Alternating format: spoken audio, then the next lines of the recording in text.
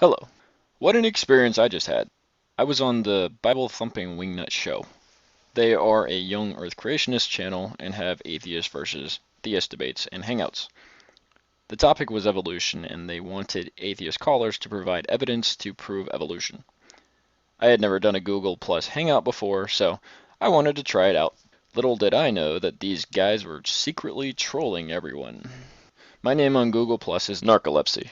Holy hell, they have serious trouble with that word. The evidence I wanted to present was the fact that evolution predicted DNA.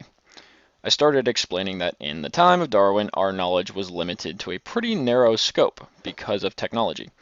I explained that at the time, the limited knowledge they had led them to make crazy ideas, for example, about black foreigners being less than white people. I wanted to say that because of their limited knowledge depth, it is absolutely incredible that Darwin and Wallace were able to draw the conclusion that they did by observing the similarities among organisms. It's amazing that they were able to discern that all organisms were related. He didn't know the mechanism by which evolution occurred, but he predicted that we would eventually find it. And we did. DNA is the mechanism by which genetic traits are transferred and also by which evolution occurs. They determined the answer before knowing the whole question. Truly amazing insight those men had. And that is why evolution is not only true, but also amazing. But these guys were having none of it. They were in fact trying to be clever. I'm sure in their voluntarily undeveloped Christian brains, they were being righteous or some bullshit. And so without further ado, here's me getting trolled. So what we're trying to do tonight is we're trying to get people that believe in evolution to convince us, to give us solid evidence that evolution is true. That's what we're trying to do. So I want you to hold on, Vince, because I do want to see if maybe Necro, has woken up and could speak. I mean, I see him or her typing in chat. We want to be convinced. I think am I audible? Yeah. Oh, I'm sorry. I've never done a hangout before. This is exciting. Well, welcome. Thank you. You look like a little blue dot with a, detached little head. cylinder. Yeah, detached head. Just That my brain is in my mouth. I can't even know if you exist because I can't see you. That's correct. You can't know that. You just have to accept the evidence that you observe. How do I know I'm not delusional? I don't. Yeah. How do I know I'm actually observing it? I don't even know if he exists. Well, then you'd have to ask yourself what you mean by. You have to ask yourself what you mean when you say that you know something. What do you mean when you say you know something? Well, I mean that I've observed it and I've been able to make a conclusion about what I've observed. But okay, so you're saying that only things we observe can we know? Only things that we observe can we be aware of. So yeah, that would be. I think knowledge is a sort of a subset of all things that we can that we have directly experienced. So George Washington never lived. And evolution isn't true. Yeah. Well, you can't. If you reject the idea that you have knowledge, then you can't say one way or the other whether George Washington existed. Well, I'm not saying that we have knowledge. I'm not saying that we don't have knowledge. But you just made the assertion based on the fact that we can't have knowledge about things we don't observe. You made the assumption, or you made the statement that George Washington didn't exist. Well, you can't make the assumption either way. You just have to say, well, I'm aware of a person by the name of George Washington, and therefore you can't make any sort of claims about it. So are you here to make an argument? Well, I honestly I jumped in sort of late. Yeah, I'm not going to make an argument per se because I think the arguments are well established and the two sides are very, very concrete on their assumptions and conclusions. But what I wanted to address is the why it is that evolution is considered to be a big deal. If you put yourself in Darwin's time, what did we have? We have what we see, basically, grossly. right? We don't have electron scanning microscopes. We don't have the technology to splice DNA. We can't get down to the cellular level. All you can do is observe your surroundings. You see brown people and you say, are they less than us? Well, we look at the tribes. Like in Darwin's time, they looked at those Wait, wait, tribes wait, and wait, they, wait. Why would you think that they're less? Why would someone that's brown automatically be less than someone that's not brown? Why I'm make that telling you what assumption? they thought at the time. They brought them in as science exhibits to observe the savages. That's what they were doing at that time. So understand how they were thinking during Darwin's time, and you'll understand why it's a big deal. He understood that he was able to understand why it is that there is variation among the species without the benefit of knowing what DNA was. He didn't know that DNA existed. It's an Well, amazing. he didn't, but others did at the time. But No, they that's didn't. this DNA was actually unknown at that time. better not make that assumption too quick. How do you know what Darwin wrote? How do you know he wrote it? Are you taking Are, that? do you accept the concept of historical science like Ken Ham has proposed? I'm not making any claim here at all. But you're making a claim that Darwin wrote something. Are you sure he wrote it? Could have somebody else written it? I think that there's enough evidence to support such a conclusion. You're No, there's plenty of people that write things under other people's names. just Yeah, assuming. but there's no evidence to suggest that I can make that. Could there be another? I believe there could be another explanation. There could be. Well, you'd have to present the evidence, and it would have to be overwhelming relative to the evidence You're to the saying contrary. you're saying he wrote it, and I'm saying that I have no evidence to suggest I otherwise. don't have to show you any evidence, but there could be another option. Well, why would you make the conclusion or make the assumption that he didn't? Because it's not convincing to me. But you're making a claim without evidence at all. I'm making no claim. Yeah, You- we're you not said making the that you claim. don't We think asked he we wrote asked you to you made the claim. We just asked you to support it. That's all. Oh, sure. Okay, so back to my explanation. At the time, all you had was what you were looking at, How do right? you know that? Based on our knowledge of history. No. Okay, based on our knowledge of history. You're Um, making this and, up. and so when Darwin was making his But study hold on. of History's been we know that history's been, people try to rewrite history, and it's been, throughout time we've seen times where people take historical events and just write down things that are not what actually happened. So how you're saying historically, how do we know? well, okay. I mean, did you directly, as you said, did you directly observe it? The concept of proof is strictly a mathematical one. You can't use it. When you ask for proof of evolution, it's really a malformed question or a malformed demand. You can't prove anything outside of mathematics. Everything else is a predominance of the evidence, and you make a conclusion and you live and you act on those conclusions. It's not a matter of proof, it's a matter of good conclusions. Does that make sense? So you're saying that you can't prove evolution? No, I'm saying that the concept of proof is strictly a mathematical concept. Can it be proven? So So we then- can ask for proof. Andrew, I was muted. I was trying to engage with him. Let me ask him. Are you saying that necessarily speaking, evolution has not been proven? No, I'm saying that you can't ask for proof. You can only ask for evidence which supports it to the point where you can accept it as a fact. A fact would be proof. So has it been proven? No, a fact is not proof. A fact is an observable, or a fact is something that anyone, any standard person can observe and make the same conclusion about it. Is it your position that evolution is a proven fact? Yeah. Say a fact is it's sort of like a data point. Evolution is an explanation. It's not a fact. It's not a thing. It's an explanation. Okay, good. Well, the first guy, Gary, said no ifs, ands, or buts. Evolution is a proven fact. And now we have this guy coming in here, totally disagreeing with him and saying no, it isn't. Gary was wrong. Well, maybe Gary was right. That's a no true Scotsman fallacy there. Inconsistency. We see it over and over again. And this guy's not giving us any evidence. He's just telling us what somebody wrote in a book. How do we know who wrote that? All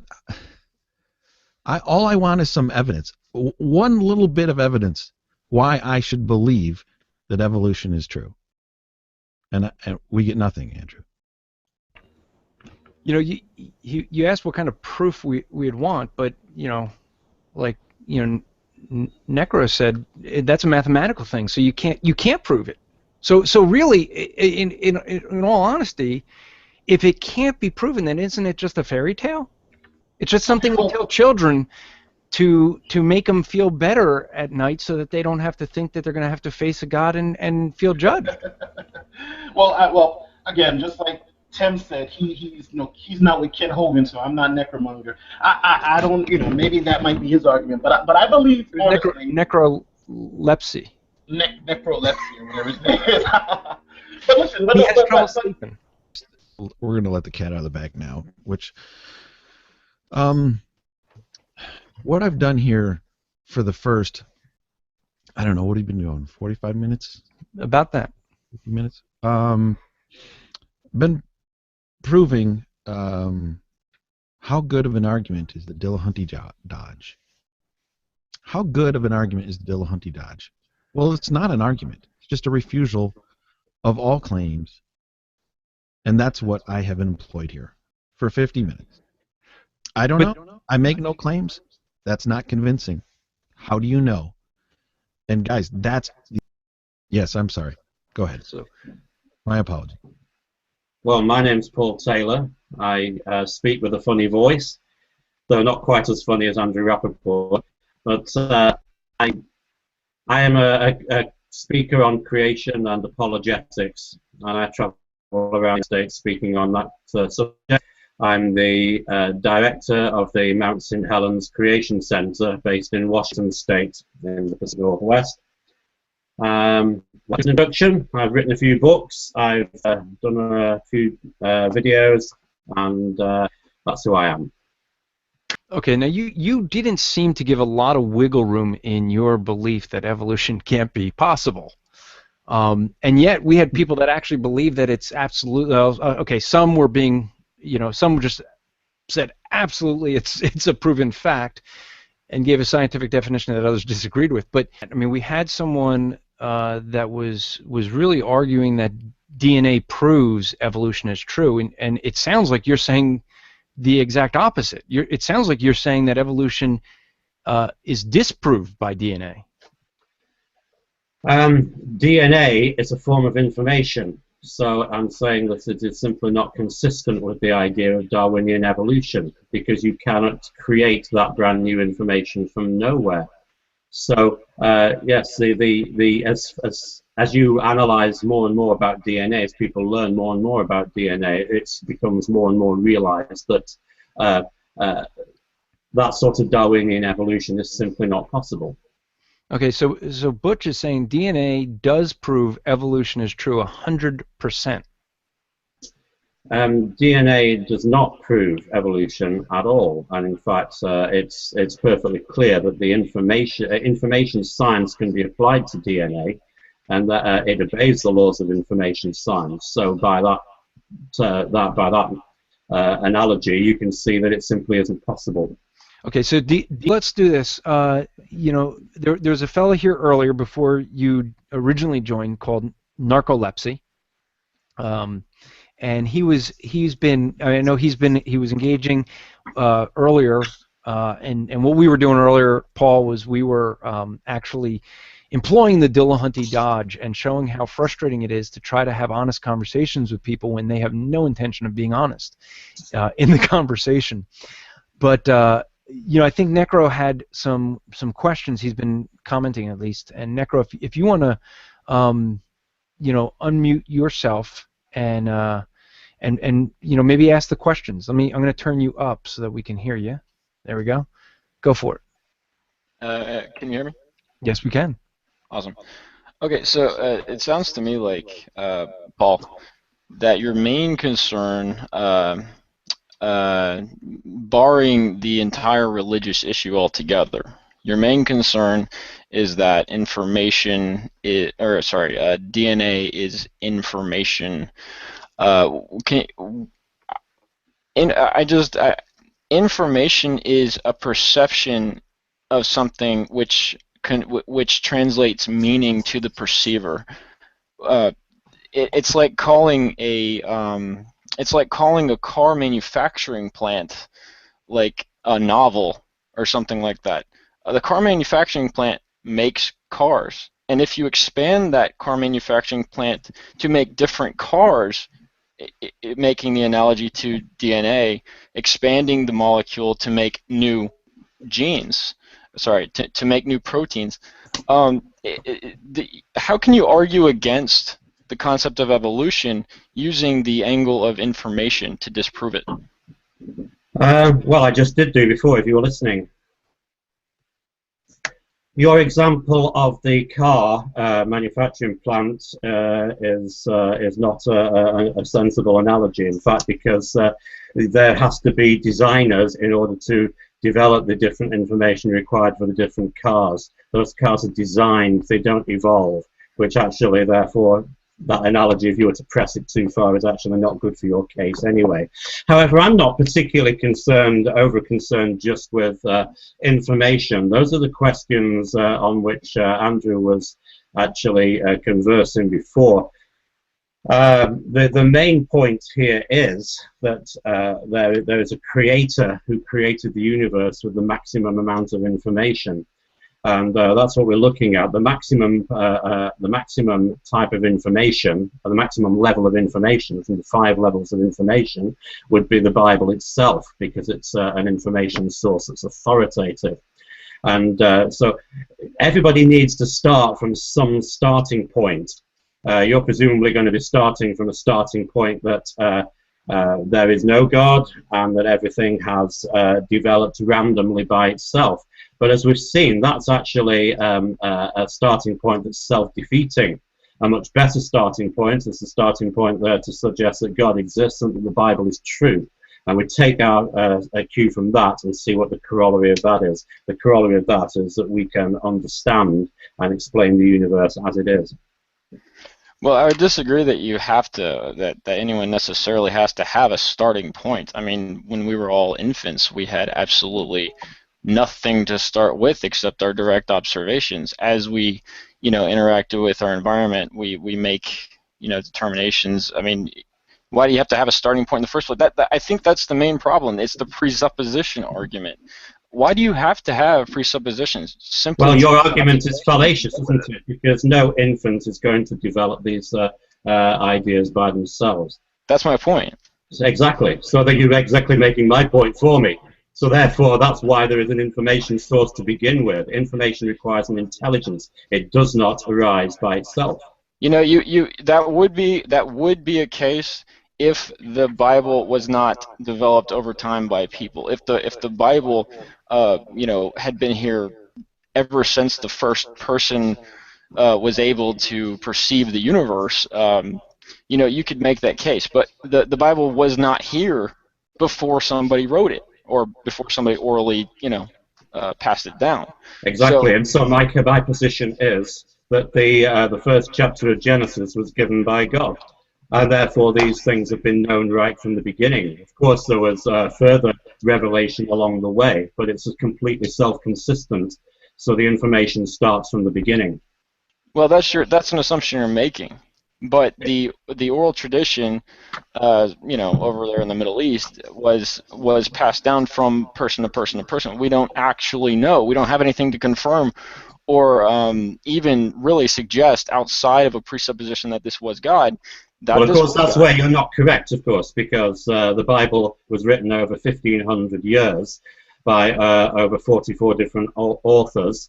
And you can see that it has a consistency all the way through it. The number of manuscripts, contemporary manuscripts for the Bible, is more than 1,000 times the total number of manuscripts of every other ancient book put together. So the amount of evidence that there is for the Bible is overwhelming. So it's simply a point of prejudice on your part to say that you think it was passed down, and the implication being that it's therefore changed over time. It's simply not true. No. You're missing my point. It's not the fact that it was passed down. It's the fact that you're making the assumption it's from God, right? Absolutely. That's my point. Absolutely. I'm saying that that's a logical starting point. And I'm saying you don't need to have a starting point at all.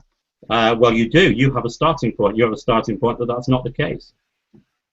No, actually, I don't. I don't make any conclusion. I think God is an open question. No, that's not true. You're making a starting point. You have a starting point that you're not able to know that. Where does your information come from? Well, you can't know that. You can only assume that. Is there anything at all that you can be sure of? What do you know that you can be absolutely sure of?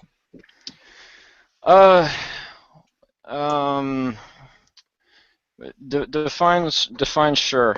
Define what you mean by absolutely sure. What do you know, and how do you know it? Well, what do I know? I have memories of interactions with my environment, and the memories is equivalent with what we mean by knowledge. Hey, Paul, before you answer, just for those who are listening and watching, and for Tim, it did not take very long at all for the Dillahunty Dodge to be put in practice by an atheist, did it? I got one thing to say to Andrew Rappaport. Go fuck yourself, you lying sack of shit. You're going to take your trolling and you're going to place it on me simply because I didn't want to be manipulated by this presuppositionalist. Here's what you said that you meant by the Dillahunty Dodge. And I think Necrolepsy, I'm glad that he didn't leave, because we're doing stuff with him too, just employing the same tactics that are used against Christians all the time. And what I hope is that some of those that use this type of tactic, that you saw how frustrating it is to try to have an honest conversation. And I do want to apologize to Hogtie. I think he did pick up on it. Necro as well. We're trying to display something. We come on here week after week and try to have honest conversations. Not people that are, I think it was during Hogtie or whoever was popping in and just making obscene things and dropping off. The reality is that it is frustrating to have an honest conversation with someone that has no intention of having an honest conversation.